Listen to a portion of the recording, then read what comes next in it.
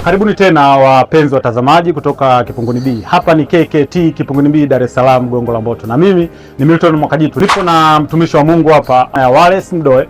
Tutazungumza naye mawili matatu, atuambie ni ujumbe gani Mungu amempa au amembariki kuja kutuhubiria siku ya leo hapa kanisani kwetu Kipunguni B. Karibu mtumishi. Asante sana. Hii tunaita after church service. Karibu sana.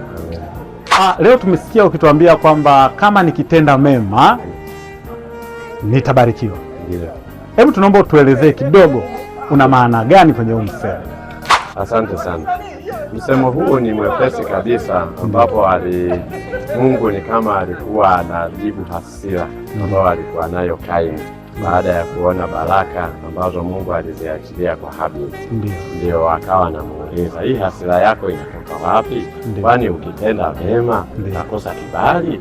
Akimaanisha kwamba mwenzako kibali alichokipata ni kwa sababu ya alichotenda vema katika ile jaribu lililowekwa mbele yake. Yes. Asante sana.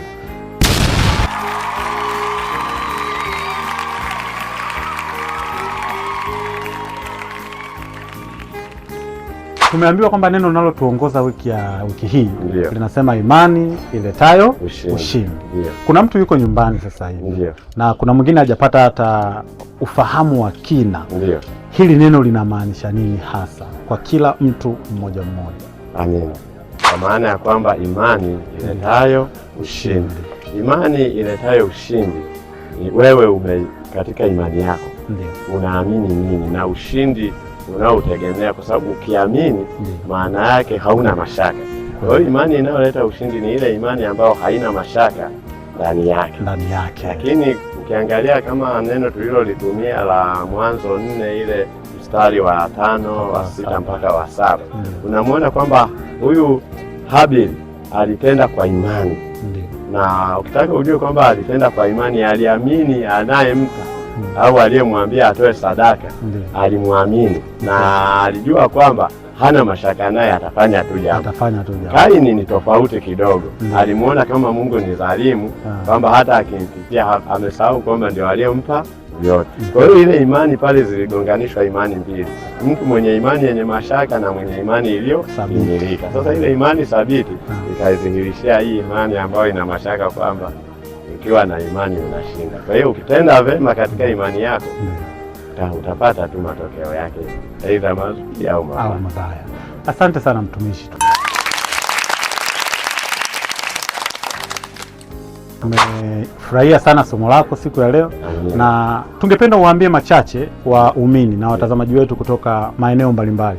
Hapa ni Kipunguni B KKT Gongo la Mboto, Dar es Salaam. Una nini cha kuwaambia waumini ambao leo hawajafanikiwa kufika kanisani kwa namna moja au nyingine? Unawezekana wana changamoto wanapitia.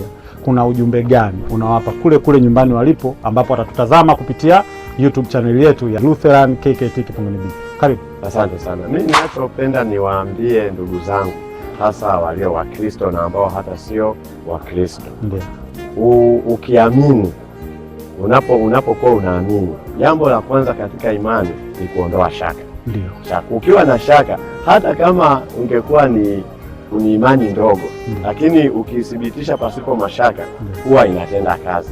Tusije kanisani tu kwa kuzoea kwamba ni hivi. Tuje kanisani kwamba tunamwamini Mungu na ndani ya ibada zetu Mungu yupo na chochote tunachomuomba anakifanya, ila tu tunamuomba kwa njia gani, kwa imani gani. Lazima uthibitishe. Kwa hiyo usije kanisani kama vile unaenda kwa mganga wa kienyeji kupiga amri, huko kumekamilika, hakuna mashaka. Kwa hiyo imani yao waiweke katika Kristo aliyotuambia kwamba sisi ametuweka kwa imani yetu sisi. Asante sana. Tunashukuru sana mtumishi Mdoe na tunakukaribisha tena Kipunguni. Mbarikiwe sana. Asante, karibu sana. Kinyamwezi Pugu. Asante. Amina.